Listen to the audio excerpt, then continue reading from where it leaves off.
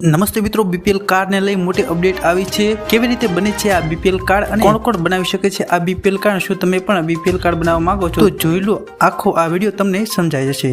ભારત સરકાર દેશના નાગરિકોને ઘણા લાભો પૂરા પાડે છે, તેમના માટે ઘણી યોજનાઓ ચલાવે છે, જેમાં મોટાભાગની યોજનાઓ ગરીબો અને જરૂરિયાતમંદોને ધ્યાનમાં રાખીને લાવવામાં આવે છે। દેશના જે તમામ લોકો ગરીબ રેખા નીચે આવે છે અને તે તમામ લોકોને ભારત સરકાર દ્વારા મફત રાશન આપવામાં આવે છે। ભારતમાં ખાદ્ય પુરવઠા વિભાગ દ્વારા જાહેર વિતરણ પ્રણાલી હેઠળ જરૂરિયાતમંદ લાયકાત ધરાવતા લોકોને બીપીએલ રેશન કાર્ડ આપવામાં આવે છે। ખાદ્ય પુરવઠા વિભાગ દ્વારા આ માટે કેટલાક યોગ્યતાના માપદંડો બનાવવામાં આવ્યા છે। પાત્રતા પૂર્ણ કર્યા પછી તમને બીપીએલ કાર્ડ આપવામાં આવે છે।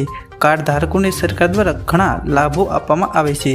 ચાલો જાણીએ કોને બીપીએલ કાર્ડ મળે છે, તેના માટે અરજી કરવાની પ્રક્રિયા શું છે અને તેના ફાયદા શું છે। સૌપ્રથમ બીપીએલ કાર્ડ કેવી રીતે બનાવશું તેના વિશે જોઈએ। કોઈપણ વ્યક્તિ અન્ન અને પુરવઠા વિભાગની અધિકૃત વેબસાઇટ દ્વારા બીપીએલ કાર્ડ બનાવવા માટે અરજી કરી શકે છે અથવા તો પ્રાદેશિક કચેરીમાં જઈને કાર્ડ બનાવી શકાય છે। જે લોકોની વાર્ષિક આવક 20,000થી ઓછી છે તેઓ બીપીએલ કાર્ડ માટે અરજી કરી શકે છે। બીપીએલ કાર્ડ અરજદારની ઉંમર 18 વર્ષ કે તેથી વધુ હોવી જોઈએ। અરજદાર ભારતનો નાગરિક હોવો જોઈએ આવશ્યક। આ સાથે બીપીએલ રેશન કાર્ડ બનાવનાર અરજદાર પાસે પહેલાથી કોઈ રાજ્યનું રેશન કાર્ડ ન હોવું જોઈએ। ત્યારબાદ આ કાર્ડ ધારકોને કયા કયા લાભો મળશે તેના વિશે જોઈએ। સરકાર દ્વારા બીપીએલ કાર્ડ ધારકોને અનેક લાભો આપવામાં આવે છે। આવાસ યોજના, પ્રધાનમંત્રી આયુષ્માન ભારત યોજના, શિશુવૃત્તિ યોજના અને આવી ઘણી સરકારી યોજનાનો લાભ મળે છે। આ સાથે બેંક દ્વારા બીપીએલ કાર્ડ ધારકોને ખૂબ ઓછા વ્યાજ દરે લોન પણ આપવામાં આવે છે। બીપીએલ કાર્ડ ધારકોને ઘણી સરકારી પોસ્ટમાં પણ અનામત આપવામાં આવે છે।